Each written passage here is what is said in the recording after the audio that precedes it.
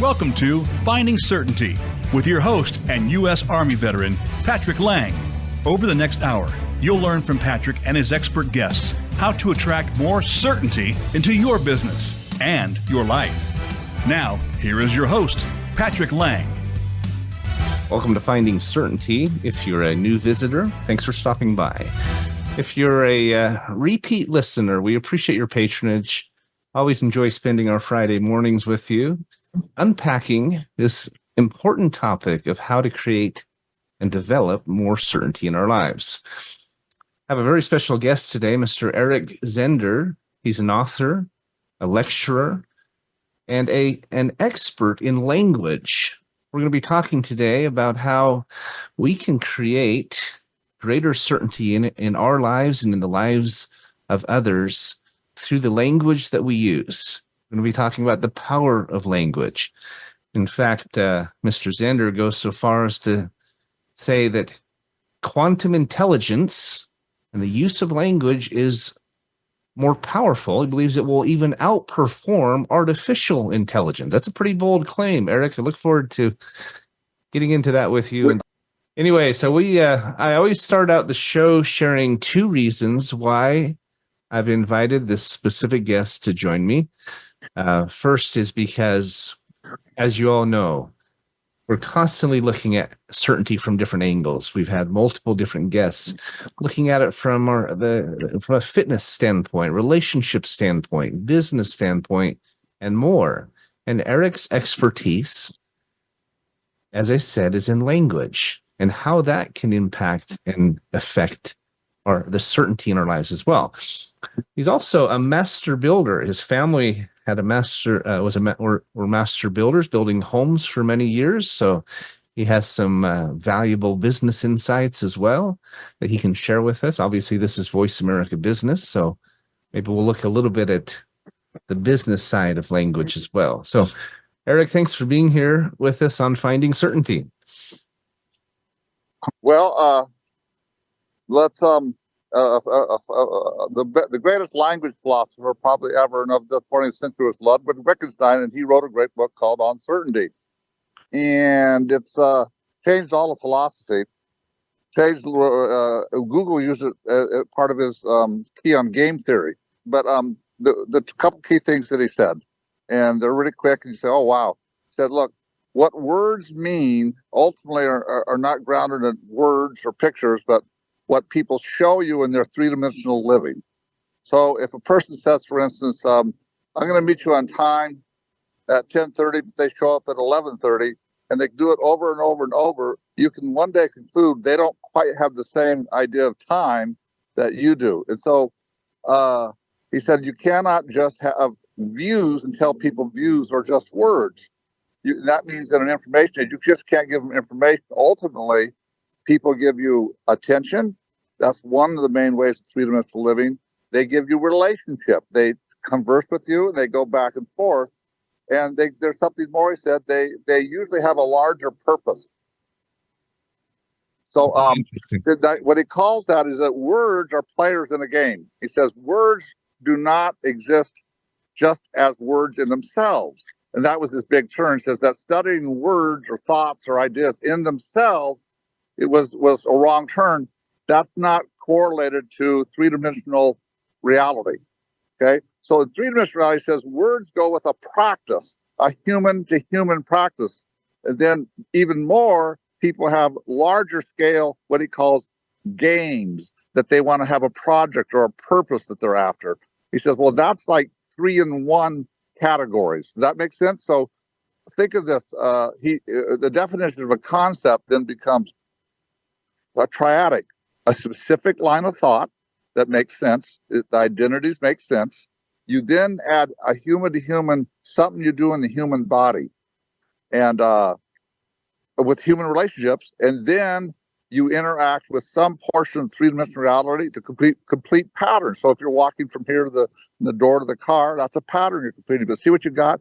The internal life, which we call verticals, plus the horizontal human-to-human relation, plus interact with three-dimensional nature or the creation.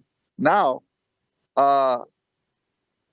there was a question when I was at the hardest class years and years ago at the University of California, Irvine, which was offered by Dr. Louis Froman, who had a PhD from Yale, and we hit it off.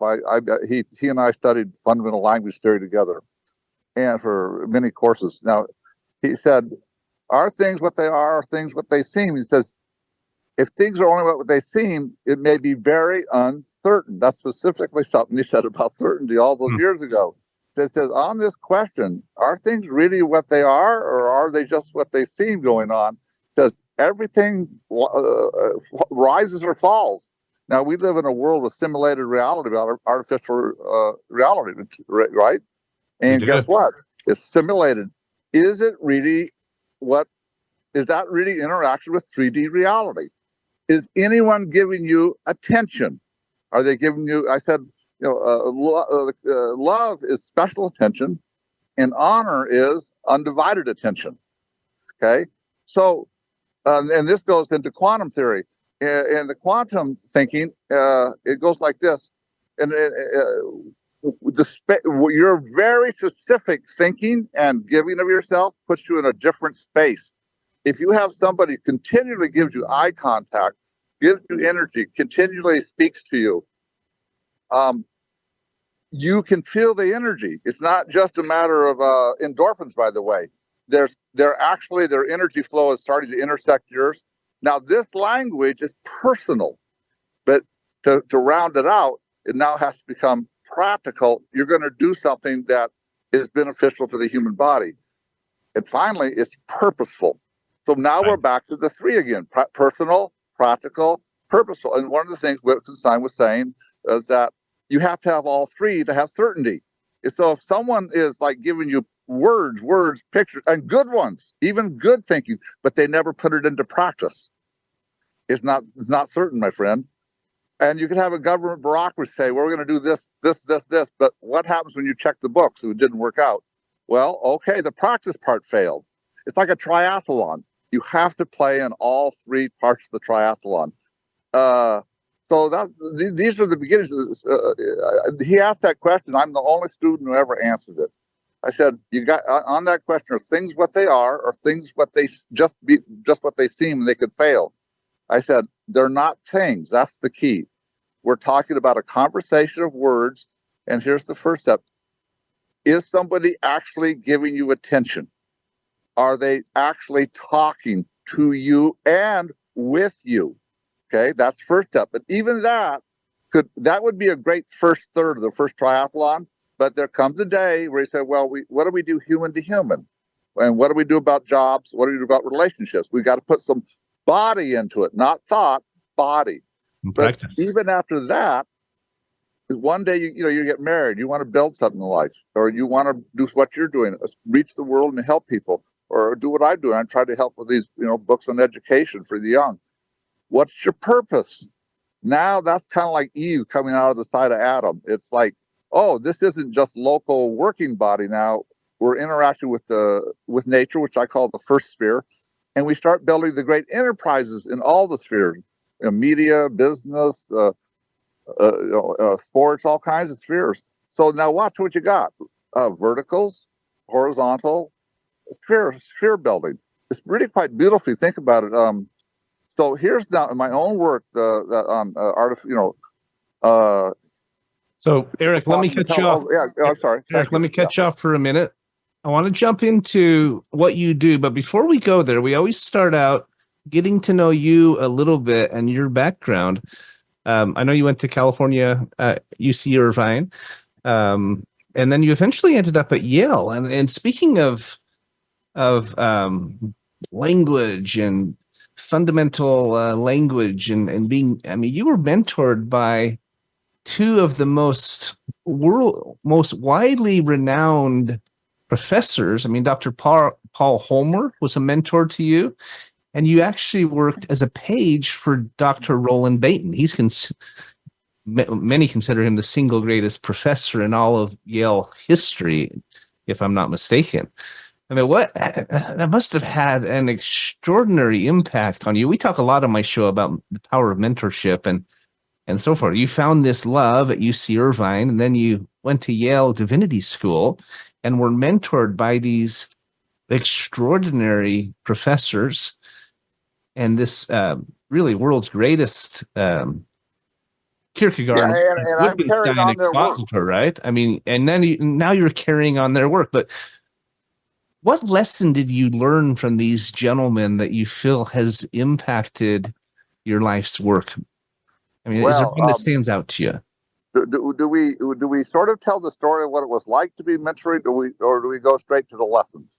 I'd go ahead and share the story first, and then let's get into a lesson. So after being the number 8 student in my college at University of California, Irvine, I spent 4.5 years serving at an orphanage, Sunshine Acres Children's Home in Mesa, Arizona. And Grandma Dingman was as close as to a Mother Teresa I'd ever see. She'd raised 1,000 kids, as twice Mother of the Year in Arizona. And wow! So I served there 4.5 years, and then I called my.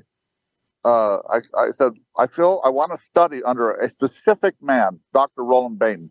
I was always a top history student, and he was the greatest of spiritual. It's not just spiritual; it's the traces of history through all the great names, but certainly with a spiritual emphasis on it. And I knew he was the greatest, and I wanted to study for him. So I called Lewis Froman, Dr. Froman. I've served the orphanage here. We studied fundamental language. I want to go study under this guy. And so he wrote my recommendations. He said, Eric, I'm going to get you there. He said, but I'm not doing it so you get a nice Yale image. He says, I'm inviting you to be in what I was, a centuries-old tradition and community that first-rate thinkers pursued answering the hardest questions. That's pretty beautiful. That's why I went. So anyway, this is a marvelous story because most of your listeners, I'm able to take you back to the before my parents, the grandparent age. He was both the great historian. He'd been a full professor since 1919. Wow! He became one at age 19. So I go there to Yale though, and I find out he's retired now. So, well, man, that's who I came to study under. So the first week, my wife and I go to a church, Trinity Evangelical Free Church. I just picked out a church. I said, well, I know I prayed. I got accepted, so I wonder what's going to happen. Now you can't see him at all, right? Well, as I'm leaving the church, this lady comes up to me she's not young. She wasn't old either. And tapped me on the shoulder, says, young man. I was young man. And she says, you're the young man to be Roland Bainton's live-in page. I mean, this is totally off the blue. She didn't know me. Nobody knew me whatsoever. So she took me to her cathedral, she had a big mansion, 2-acre tiff green yards, rock bath ponds, a 50-yard cobblestone lined by rose bushes, and you go inside this cathedral ceiling, and she says, in the old days, Eric, she said, the women made sure they were behind the scenes. Says they made sure the right young people met the right leaders. So she said, that's culture. Isn't that a marvelous story? That's wonderful. So someone was looking out for you there, Eric. I'm a big believer in the universe, God, however you want to call it. It goes to work for you and opens up doors. Now, I think, because we only have so much time here, I think your listeners might find it interesting to have an in-depth discussion of what it was like to live, do the correspondence, do the interviews, go to the private library room. I think you like an inside look at what it was like to be with these two old great scholars. It was an absolute experience I have the inside. So here it was. Most students, if they got 1 or 2 hours with them a week in a class of 20 people, they lived to go there for that. I had 20 hours. He taught me 4 hours a day. He'd get up at 5 a.m., eat his trail mix. He'd hit the books. Even at 89, he couldn't quit. Then he'd teach me after I did interviews and correspondence. He'd send me to his library. He could lecture and write and speak in 12 languages. Incredible. He had a shoebox of 2,000 names of former students and leaders throughout the world. Said, I have to keep in contact with them, culture creating and history making. History is not the study of history. He said, It's an additional history making today. Isn't that marvelous? Wow, that's neat. Yeah, we did 700 personal Christmas letters. Incredible. What a life, right? So I got to be around a consecrated man, one of the greatest all-time, and a lectures. When they gave lectures, him and Dr. Homer, typically the class gave a standing ovation. That's where I learned to be a speaker, not from being on the motivational circuit. I learned it from those guys. I bet. Isn't that a marvelous story? Yeah. That's really neat. So what is a lesson that you learned from Professor Bainton? Well, I'll just, I always go, there's multiple lessons, but I always go for the best at this moment, right? Yes. Okay. He was the great biographer of Martin Luther, as well as all Christian history all throughout and spiritual history. The biggest thing I'd say to you is that he said, look, there was an event in church history, he said, that event in secular history said that nobody talks about, says you can't talk about it on campus, you can't talk about it either in the church or out. It's called the Great Divorce. He said it happened about 1880. He said it's a culmination, not so much a one-time thing, but he said what happened is for the longest time, the meaning of the word logos, the word or reason, was also understood as not just a word, but as the word behind all words and the reason behind all reasons, the template. It was a concept, the template for all others. Now, I don't want to be too arcane. What he said was the standard in Christ, he says, that when you give people words, you give them a life. So he said the meaning of the cross to the church, one of them was, this is how much when I give you my words, I give you my three-dimensional life. And see how that matches up to Wittgenstein? You give your attention, you give your practice, you give your building. He said, now that's a universal principle. It's not a particular. Remember how you and I were talking about principles? Right. He said, this means that it can't, the word of God, this will get me in trouble, right? It's not the Bible per se. It is the person that they say in the Gospels, and the word, Christ, was made flesh. The point is, he said, now what happened is the division was this. And certain people hearing this are going to be blown away and it will change their lives forever. Said there was a split between the evangelical right and the Protestant academic left. Because most of the Ivy Leagues were still very, very spiritual.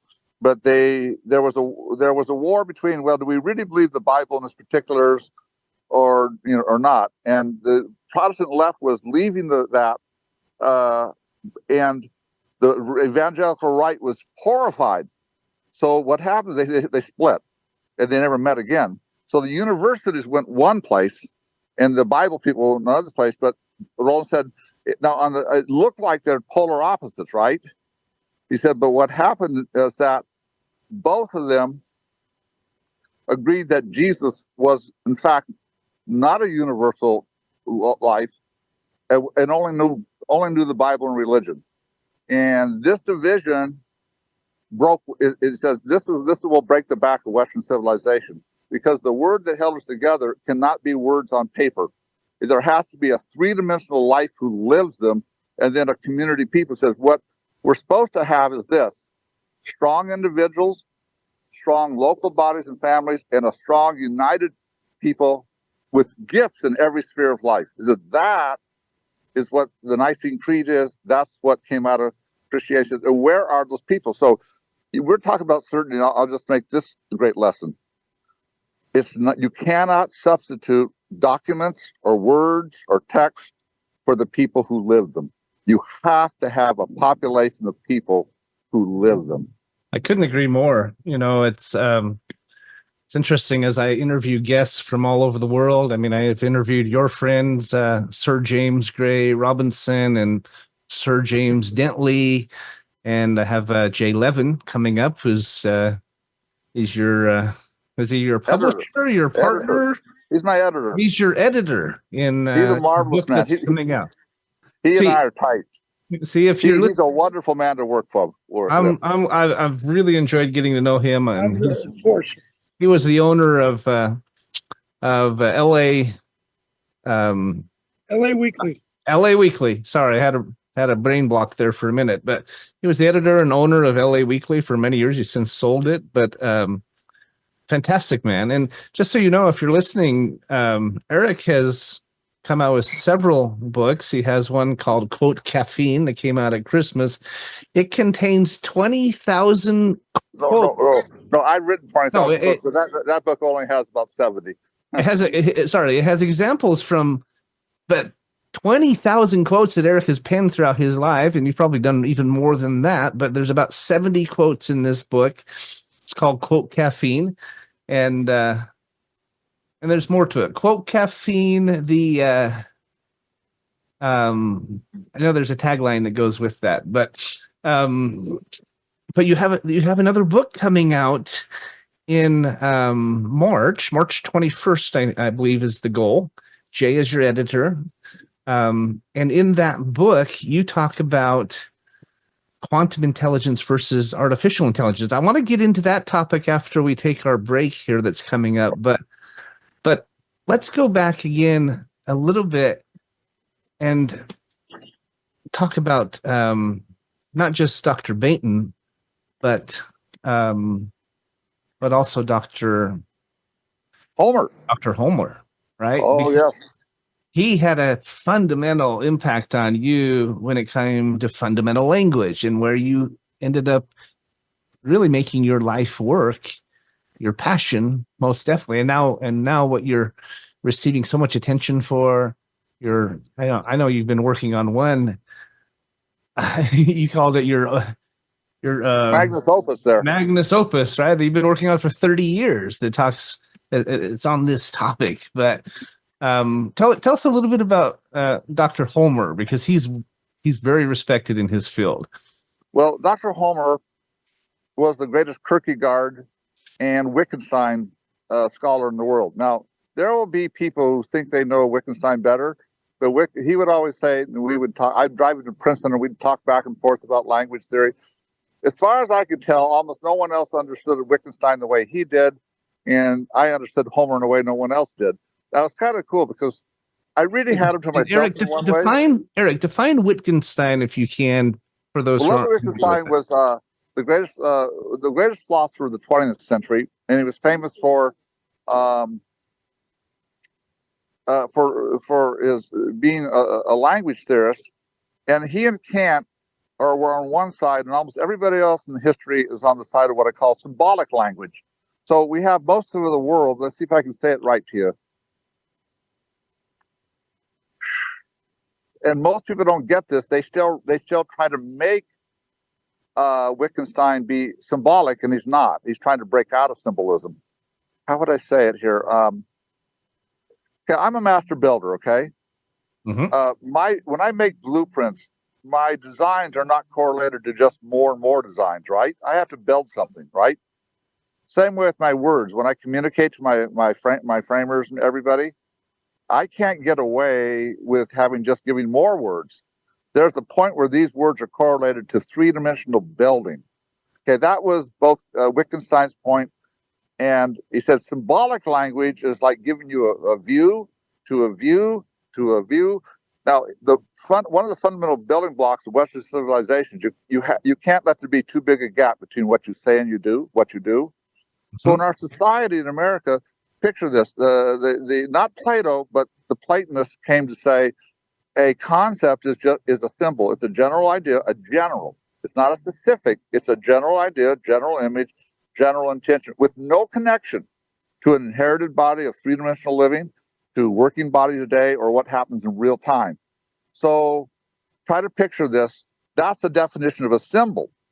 A concept is like a master builder. I can think it, I work on it, and I can build it and complete it. That's a concept. That's Kant and Wittgenstein and Homer meant it, and said, one great quote by Homer was, one generation's solutions become the next generation's problems. And here's why. Interesting. If you concentrate on just the thinking part and you don't do the working part, you may solve some problems at first, but now you'll have new problems for the next generation because they don't know how to work. So Eric, I see this with my salespeople, with employees that I've worked with over the years. We talk about analysis paralysis. We talk about, people who are who are losing themselves in studying and preparing and planning, and they're not actually getting out and doing. It's one thing to have a concept in your mind. It's another to be able to communicate it. And then it's another to be able to actually go do it. You know, it goes back to your 3 steps, right? You have the physical, you have a relationship, but then you have to have purpose. And as part of purpose is no good if there's no action, right? It's a nice idea, but if you sit in your room with your door shut and don't tell anyone about it and don't do anything with it, then what good is it? Well, now, the quote, by the way, the 20,000 quotes are really not just loose quotes. They're going into a series called Education by Quotation. And why I say that is your language from your colleges has become symbolic.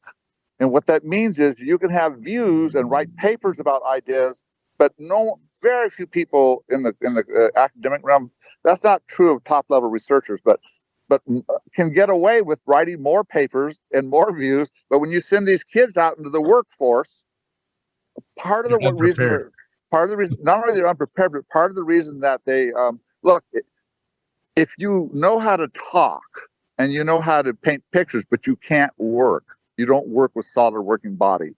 Okay, now this is an enormous problem. Social media, if you the mind. Now this is what I got from Homer. This was his particular angle. Mindsets generate the actions that cause the consequences.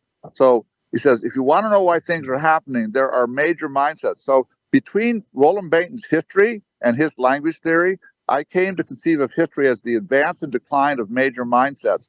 And that's where we're no longer seen. When a person has a mindset so they habitually and characteristically do actions that go with their thoughts, but this might not be well-rounded actions. It may be particular or selfish actions. Okay, but the point is, you now have something you can. If a person is locked into a pattern where I always do just one, I think and talk or picture, but I don't work.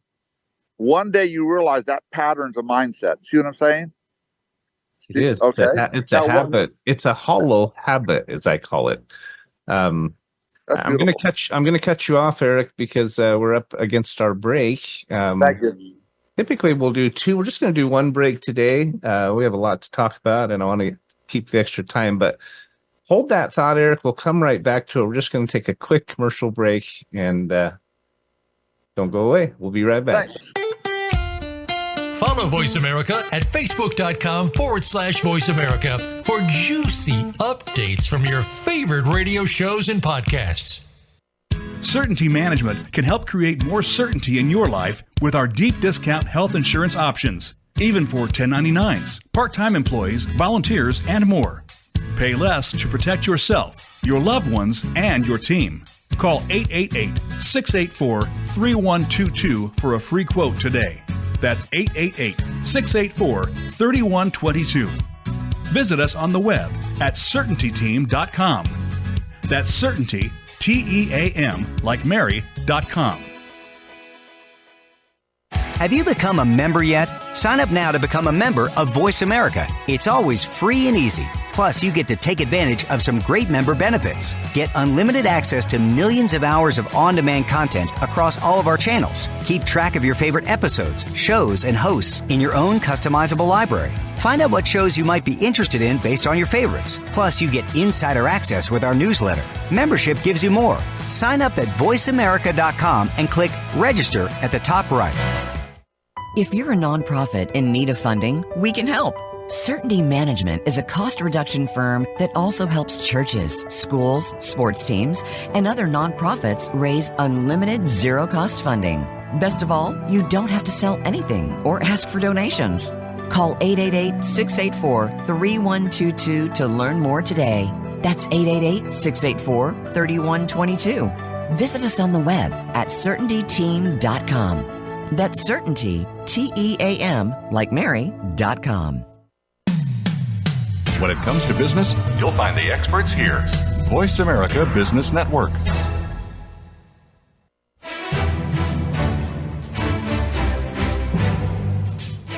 You are listening to Finding Certainty with Patrick Laing. Have a question for Patrick or his guests? Join us on the show at 866-472-5790. That's 866-472-5790. Now, back to the show with Patrick. Welcome back to Finding Certainty. We're visiting with Eric Zehnder.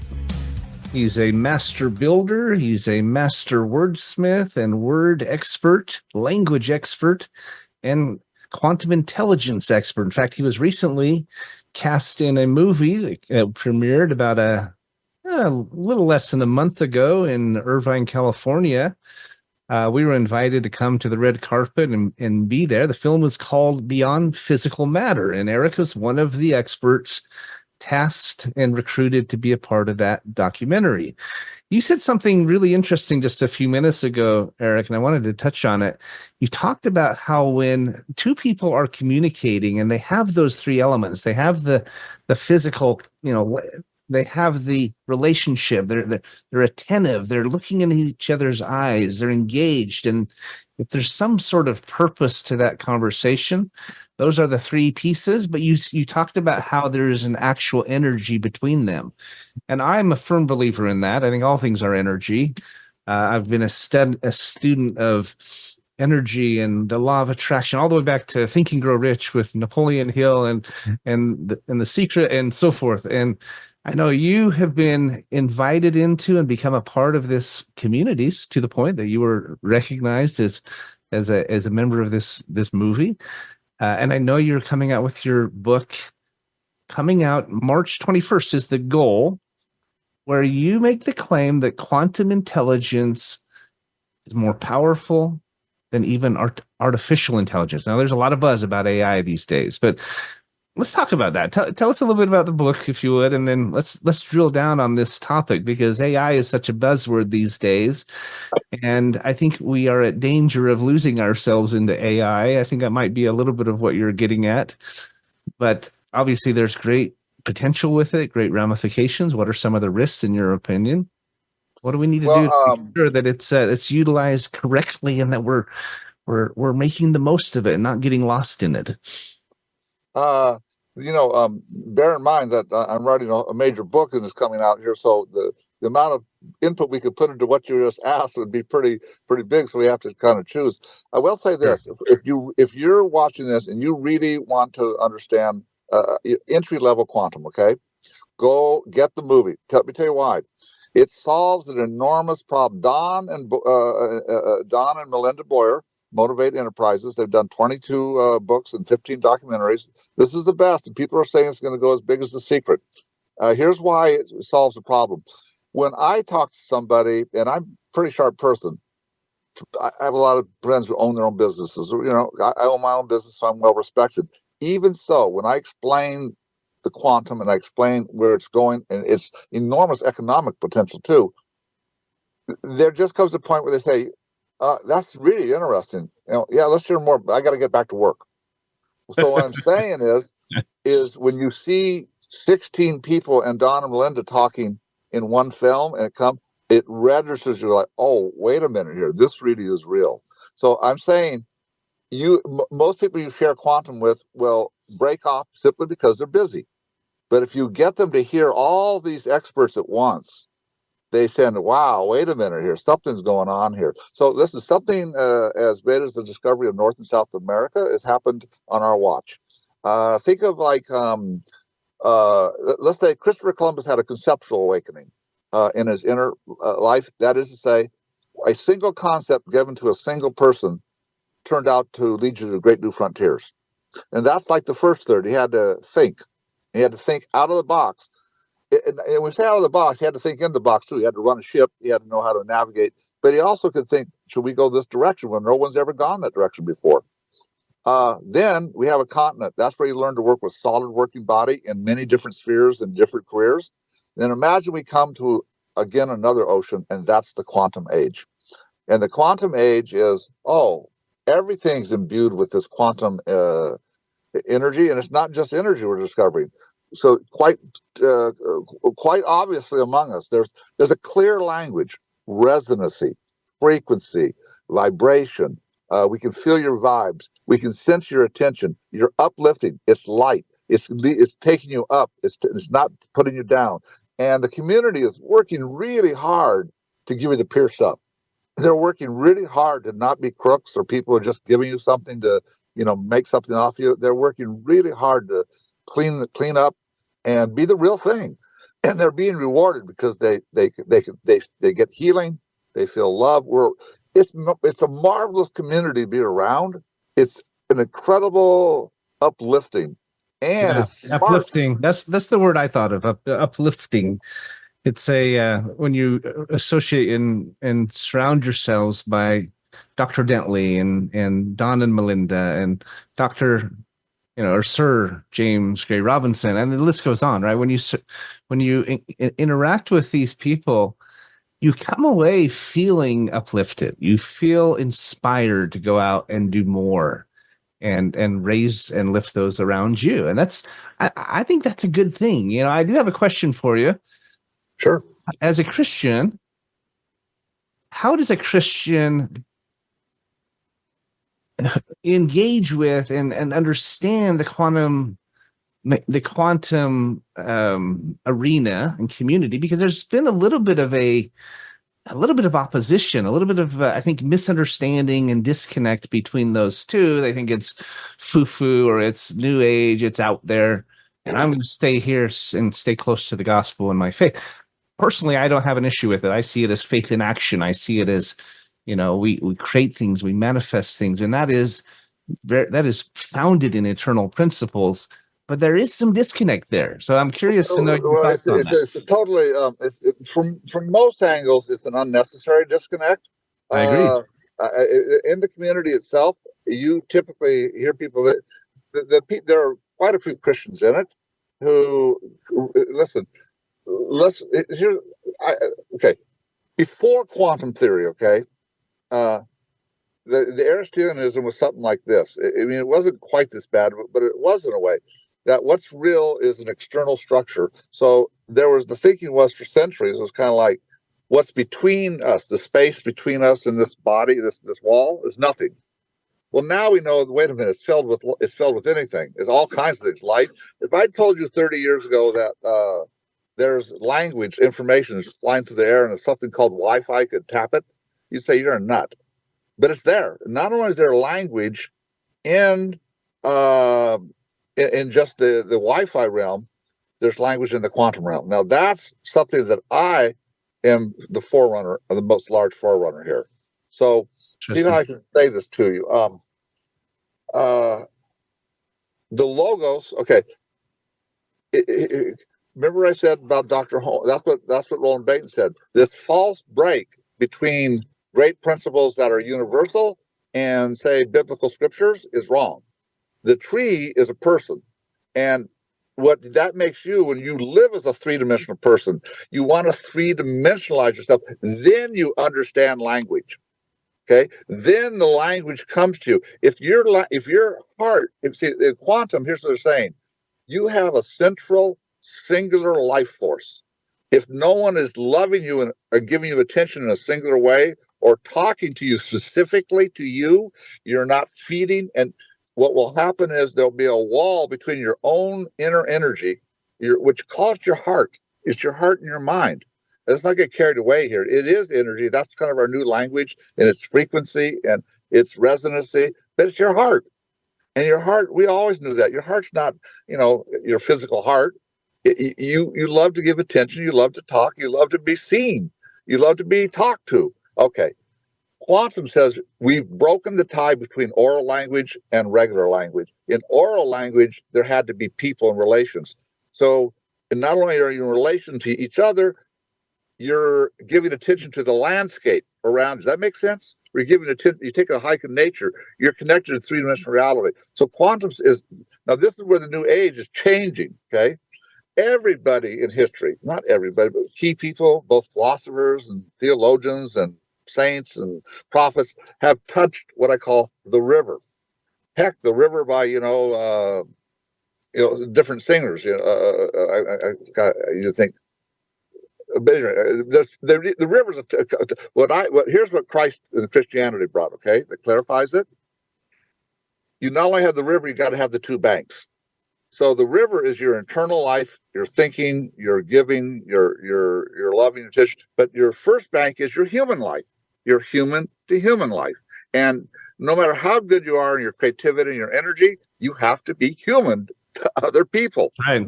You have to have a physical body to experience cold and pain. There has to be opposition. There has to be, I completely agree. So go ahead. Well, not just physical body, but you have to put body into your words. That's part of the meaning of the cross. That's what Roland Bainton taught me. Every word is to be pruned and then redeemed. Then we put body into it, and the answer is it's not just scripture but words. It's every word everywhere. So 100%. that's okay. So, but the second bank is building greater enterprises in all spheres of life. Now that's a beautiful life. Specific, solid, beautiful. Isn't that what everybody wants? I love that. So remember, I love that. for everybody listen to this, the river and its two banks are going to swallow just the river. And that's why people were telling me, Eric, you're going to come out of this the leading speaker on where quantum's going. Because I'm superb. I said, I used another model. They said, what's quantum like? I said, well, the communications-led age was like it swallowed the standard business age like a whale swallowing a tuna. I said, the quantum is like an ocean swallowing a whale. And everybody's kind of gotten that, but that's really going to happen, my friends. Well, say one thing, Ganjing World, division of Epoch Times, is a big supporter of mine. They've talked about hosting me at conferences, so you may hear me speaking pretty soon with national coverage. I always tell people Ganjing World, they reach about 8 million people, and they want to rival YouTube with really wholesome stuff. I just say that because they're willing to take this quantum message and spread it. That's really cool.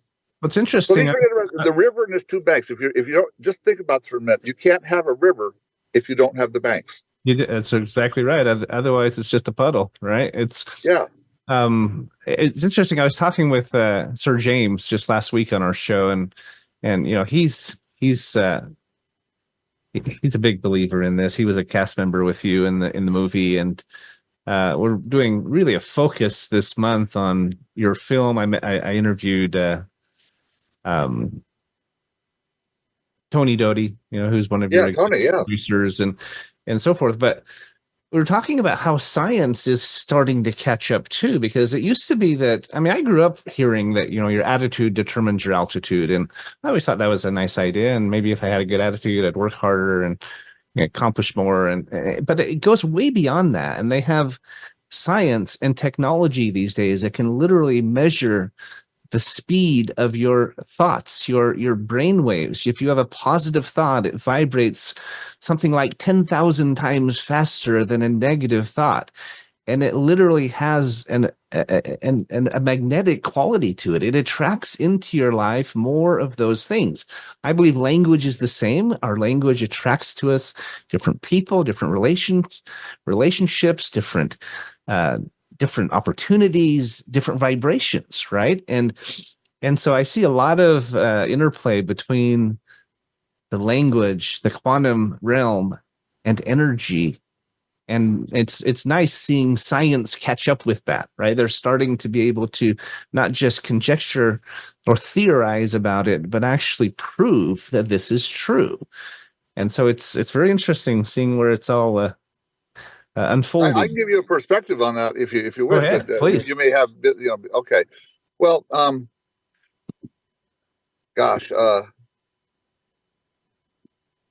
okay. I say this: science studies matter to get answers, and quantum has largely studied energy to get answers, and I studied language for answers. Okay. Right. Now, Bob Dylan was asked, "Where do great songs come from?" And he said, "But they're in the air, all around us." He says, "The answer, my friends, blowing in the wind."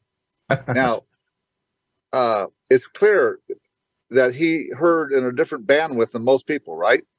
But sure. The language was there. So imagine singing song. So he said the songs are already there, and the words came. He heard it what I call upper bandwidth. Now, Augustine writes about this extensively, upper bandwidth. But it's largely A higher plane, right? Okay, so now we lost the looking at language and where it comes through when somebody who loves you gives you language. We lost it. So science has become very mechanistic. So Correct. the mechanistic view of science is very simple. There's nothing special inside you, neither your energy or your mind, and you're just your physical body. Well, when quantum physics began to say, well, if we look at the super small, it has physics, but not the same kind of physics as your material body. Well, then they began to measure so many things and so many uses. It became clearer and clearer. Wait a minute, quantum reality is not standard physics. It's not mechanized, but it is power and it is list. But here's where it needs to go further.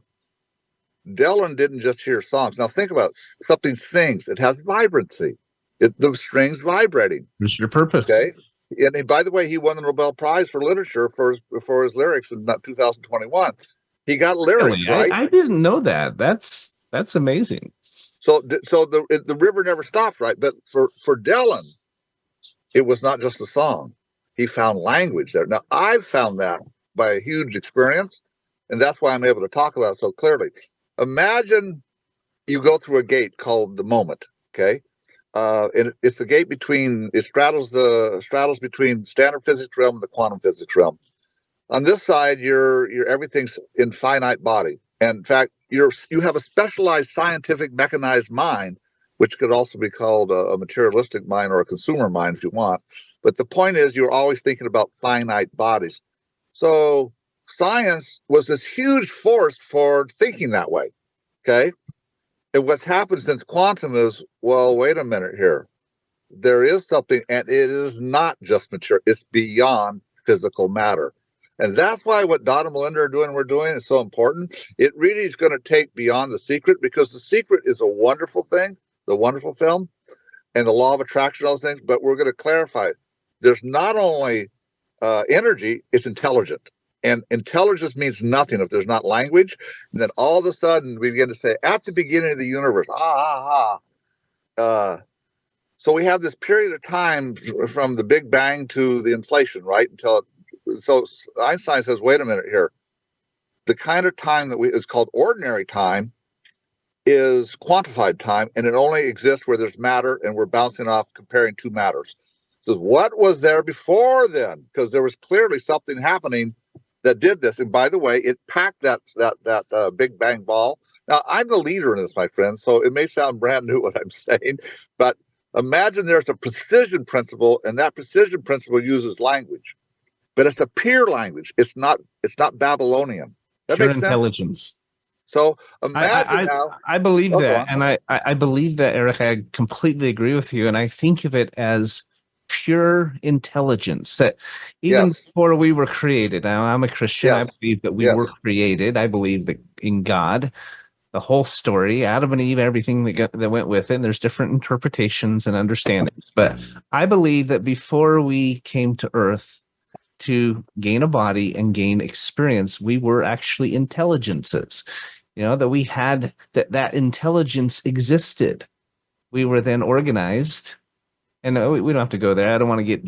Well, no, I don't mind. It's all going to dump it, but I want to say that science now has another butterfly wing here. In other words, it's no longer standard physics. But watch this for your people. I agree. No, go ahead. Okay. One of my quotes is, "If you stay in the moment, you will always hit the moment." Okay. I love that. Okay. So quantified time is this, which we've all lived under, which is breaking down, or at least not breaking down, but being added to. How much you can get done in a year, right?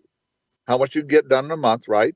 How much in a day, a week, a day, an hour, a minute, and finally. But when you get to the moment, it's no longer clear what a moment is. It happens so fast, right? So if you give people moment to moment attention, you cross that gate into the quantum realm. Now, here's the wild thing. It uses language.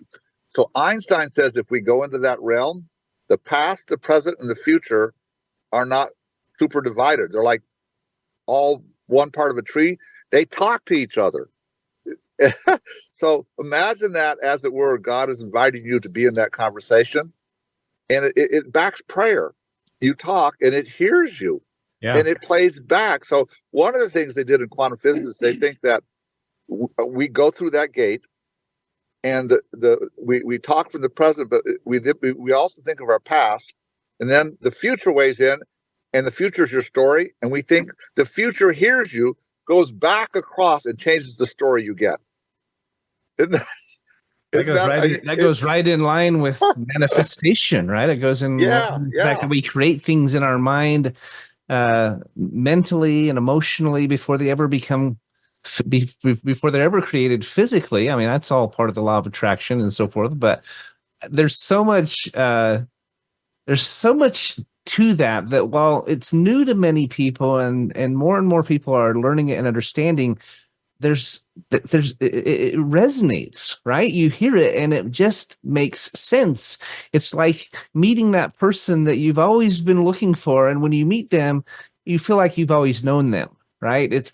I believe in many respects we're not discovering things, we're remembering them. We're peeling back the layers of that artichoke to get to the heart that's been right in front of us all the time. So, but when we talk about the law of manifestation, like it has sounded somewhat like this in some places. I craft an idea in my mind. I keep focusing on that, and it develops, as a baby body, right, over time. Mm-hmm. But maybe it would be helpful for some people to say, well, actually, there's an infinite, and we're just barely scratching infinity. And you're tip of the iceberg, right? So what happens is your words are going up. Now, here's what I tell people: it's like Columbus. If you're new to this, it's not going to happen. You'll get raindrops, okay, but you won't get the river unless you stay with it. And you literally have to, it's like Plato. You have to get out of Plato's cave. Plato's cave is where all your words are defined by finite body, or by shadowy things, or by pictures. So you have to get out of that. Now watch. This is really germane for you. You want to help people, give people certainty in their lives change, right?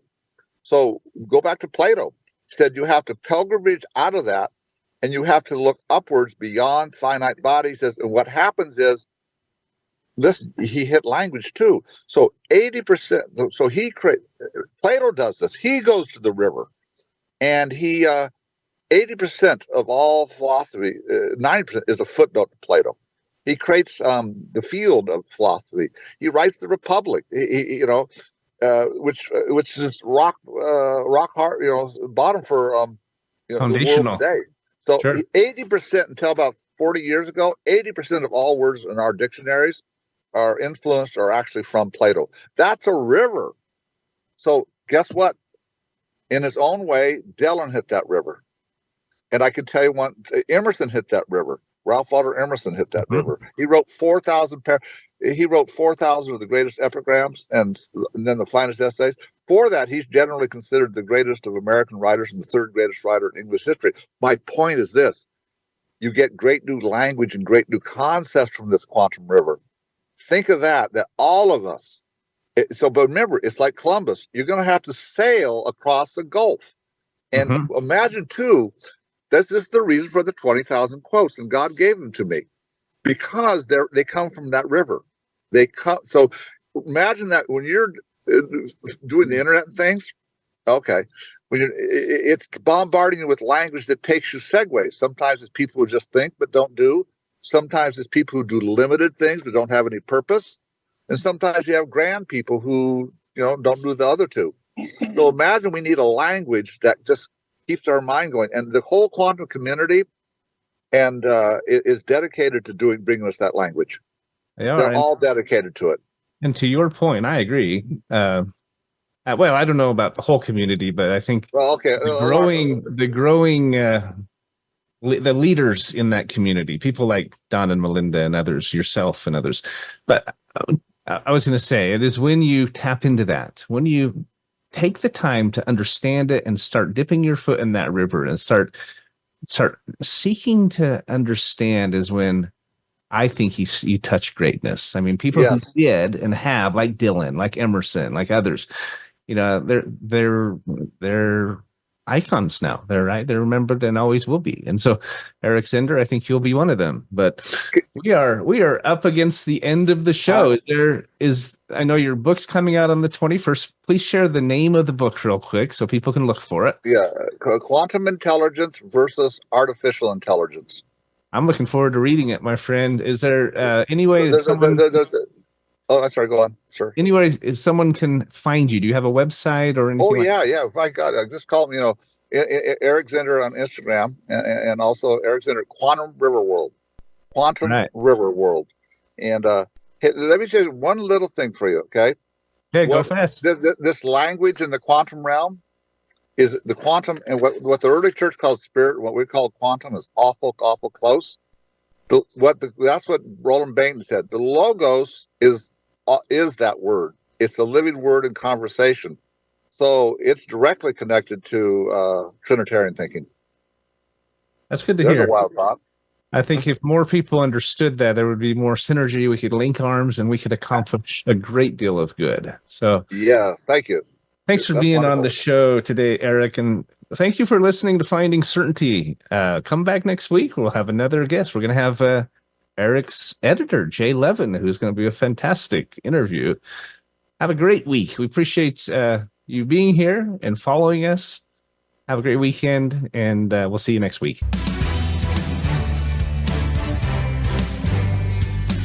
Thanks for tuning into today's episode of Finding Certainty. We hope you've gained some more insight into how to create more certainty in your own business or nonprofit. Join us next week for another taste of the Certainty Experience. Until then, we wish you greater certainty in all that you do.